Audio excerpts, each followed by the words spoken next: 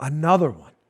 Just like the Spygate drama, just like the Mueller, Rosenstein, DOJ, fake investigation into President Trump. This is all coordinated, ladies and gentlemen. These people all know each other, and they all need to desperately get rid of President Trump before justice comes and finds him.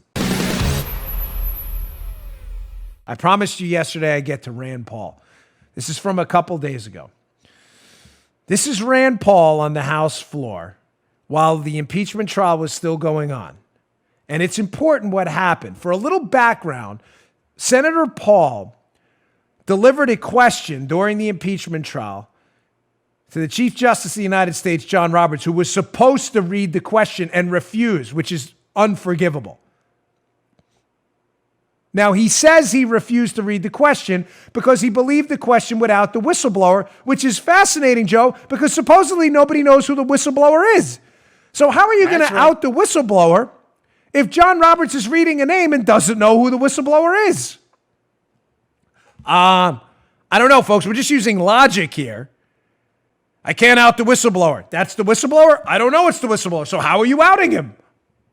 Right. Roberts shamefully refused to ask the question. So Rand Paul took a point of personal privilege on the Senate floor during his opportunity to speak to read the question himself. I'm just going to play the opening because I want to show you why this matters, what Rand Paul is onto, and how this is about to get really bad about the Democrats. And keep in mind, ladies and gentlemen, the subtitle of this segment, they all know each other, the anti-Trumpers, and they all have something to hide. And they're terrified Trump's going to expose them. Listen to Rand Paul. Now, during the proceedings, I asked a question that was disallowed. And I'm going to ask that question again this morning because the Constitution does protect debate and does protect the asking of questions. I think they made a big mistake not allowing my question. My question did not talk about anybody who is a whistleblower. My question did not accuse anybody of being a whistleblower.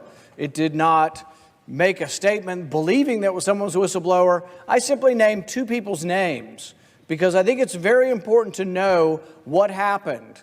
We're now finding out that the FISA investigation was predicated upon 17 lies by the FBI, by people at high levels who were biased against the president, and it turns out it was an illegitimate investigation. Everything they did about investigating the president was untrue and abused government to do something they never should have done in the first place. Ooh, yeah. We haven't used Macho Man in a long time. Folks, Rand Paul knows something. A lot of you may know, some of you may not. The impeachment hoax, which is now thankfully over. You say, why do you call it a hoax? He was impeached because it was based on a hoax. It was another coordinated hit. Another one. Just like the Spygate drama, just like the Mueller, Rosenstein, DOJ, fake investigation into President Trump. This is all coordinated, ladies and gentlemen. These people all know each other, and they all need to desperately get rid of President Trump before justice comes and finds him. What do I mean by that? What is Rand Paul onto?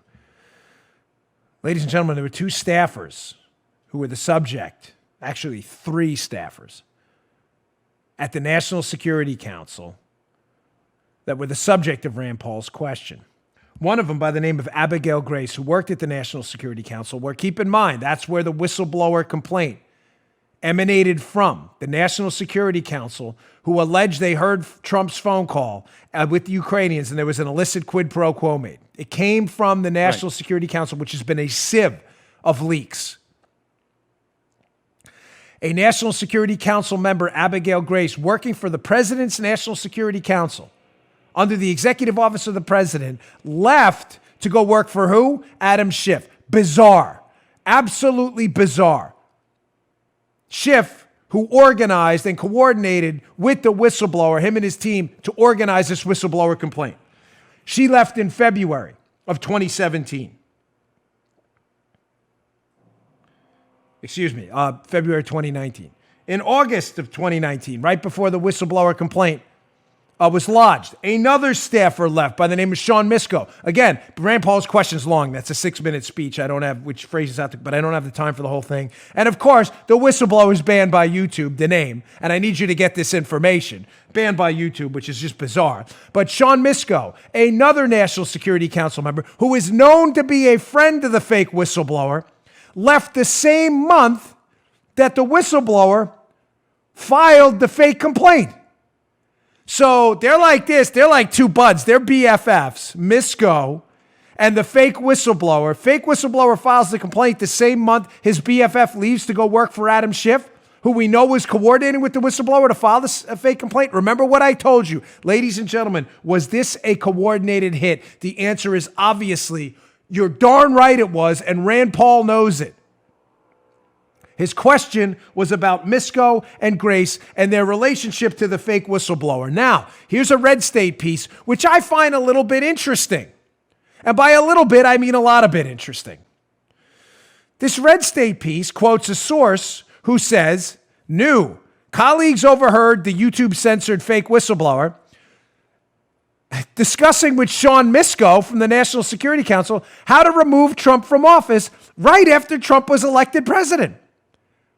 Now, of course, the media will find this totally, completely uninteresting.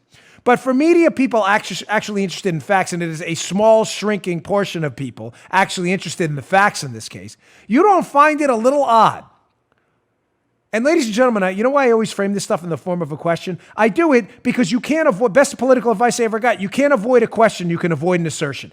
A question triggers the human mind. I'm just asking you in the form of a question. Don't you find it a little odd that Sean Misko, who worked for the National Security Council, who is a friend of the fake whistleblower, who according to Red State had a source who overheard Misko with the fake whistleblower talking about how to get the president removed from office, leaves right before the fake whistleblower files a complaint, his buddy, to go work for Adam Schiff, who coordinates with the whistleblower on a complaint about a quid pro quo that never happened. You don't find that remotely odd? Isn't it also convenient that the charges are sent to the Inspector General of the intelligence community, essentially the internal affairs guy, Michael Atkinson, who then alters the rules so that a second-hand complaint, because the fake whistleblower didn't actually hear the call he was complaining about.